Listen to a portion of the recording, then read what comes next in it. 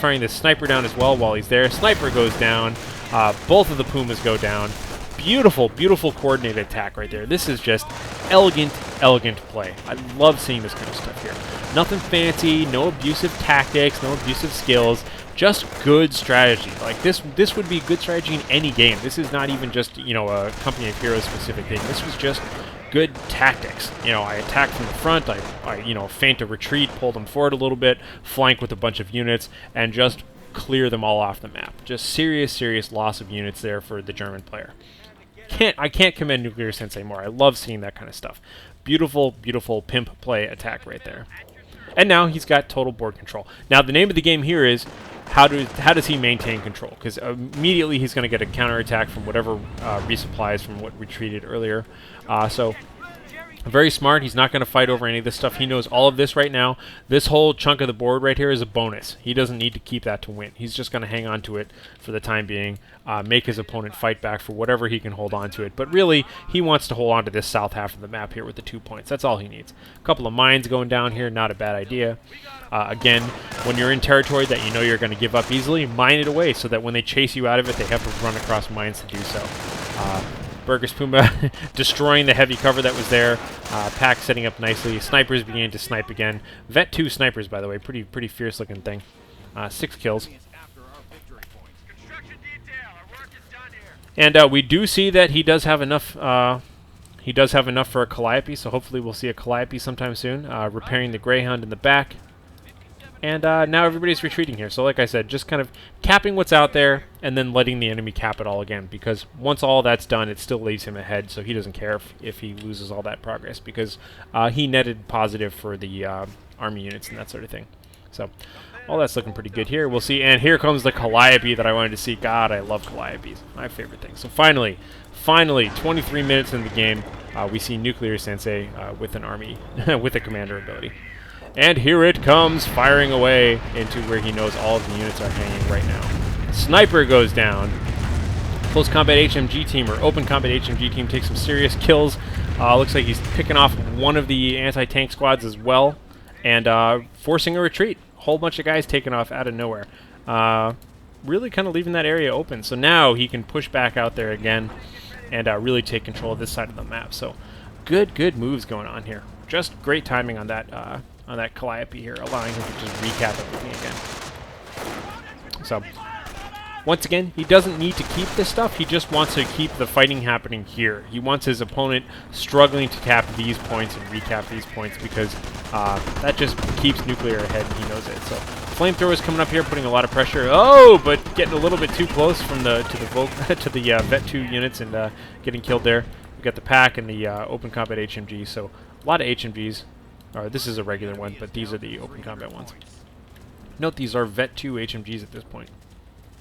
So, now I think we're starting to see Stahlstrom step back, and it's important to just kind of zoom out and just think, okay, I'm fighting here, this is really hard, this is really hard. Just zoom out for a second and don't be so, you know, don't be too hard-headed about the stuff that you want to cap, and look for other targets. And now he's starting to just be a little bit less myopic and seeing the sort of opportunities that are out there. And now you'll start seeing him kind of push on the left. We do have some serious pushing going on here with the close combat Volks. It's backed up by a sniper with Pillage activated. But it looks like we do have the Browning automatic rifle upgrades. Triple grenades going. Oh, but it looks like just getting a single kill there. Vet 2 riflemen backed up by some more riflemen, and unfortunately, I think it was the open, you know, the red cover that was what was killing these guys so badly. Looked like the riflemen had nice cover on the sides. So just kind of toughing that one out and doing a good job about it. So retreating what needed to be reinforced and taking the rest of that stuff out of there. A lot of good rifleman units. Good Calliope positioning. I haven't even been watching it. Looks like it may have done another attack up on the north here as well while we were watching all that going on. Yep, I'm pretty sure, in fact, that's exactly what happened because this anti-tank gun was functional last time we saw it. So now moving up with the minesweeping squad, not a bad idea if you're moving deep in enemy territory that they've been fortifying. And you'll see that this is what I was hoping he would do here on the left. Realizing that this stuff is completely unguarded, now he's pushing with the bulk of his forces on the left. Rifleman squad's kind of exchanging some bullets with the Bargain Volksgrenadiers. They've got the nice green cover here behind these solid as a rock haystacks. And Bargain Volksgrenadiers really paying for it, going to have to get out of there. Just one of them left. sniper backing up pretty nicely here, though. And the Calliope comes in for the kill. Oh, is anybody going to get out of here alive? Good support there. Looks like mostly just pummeling these dead bodies, but, you know, either way, it chases them all out of there, so. Good central location on this Calliope, by the way. It's guarded from the front. He's got landmines here in case anybody does decide to attack that Calliope directly. Landmines all around here. Very, very safe place, and it can fire at pretty much anything on the board at this point. Good central location, very thoughtful, and I like even seeing those landmines there. You can really see that ArmorSensei can just think on many levels and multitask all the time. He knows how to defend, how to attack, how to build, macro, micro. Good view of the chessboard at all times. You see dominant position there. So, as always, let's take a look at Stahlstrom and see what his options are. He is level 7. He does have enough, or he almost has enough for manpower blitz, but not quite enough population. Looks like he's just below the population that he needs to get a heavy armor support. So, undoubtedly, Stahlstrom is in the game still because he has at least one armor blitz coming. And heavy armor support, rather, if you're not familiar with it, it usually puts in a bunch of armored units. At high levels, you'll get like a Flak Panzer and a Tiger and a Stew, things like that. So typically what players do is they'll fire off the manpower blitz, which will give them 1,000 manpower, and then they'll have enough money to buy that armored support out of nowhere. So I guarantee you that's what we're waiting for in this game so far, so let's go ahead and jump back to ArmorSensei. Another Calliope going off here at the victory point. Looks like close combat Volk's getting out of there, taking a bunch of casualties. Meanwhile, we've got the Flame Engineers hanging out here. We've got the anti-tank support hanging out here. Really good just coordination of defensive units, just making Stahlstrom really pay for trying to retake this area here. This little guy got all excited and ran around on fire for a little bit. All tuckered out, taking a little fiery nap here. Ooh, that is actually a, a yoga position, I believe. Notice the Flaming German. Now, let's see. What else is going on here? Just good, solid play. So, predictions for the rest of this game, we're going to see armored support come out of nowhere, and basically ArmorSensei is going to have to deal with that. Ooh, it looked like he just laid a Greyhound mine. I think. Was that what I saw? Maybe he canceled it. Or maybe I can't see it. Either way, Vet 2 Greyhound now out here, kicking butt and taking names. And I really like this. You can see he draws all the fire.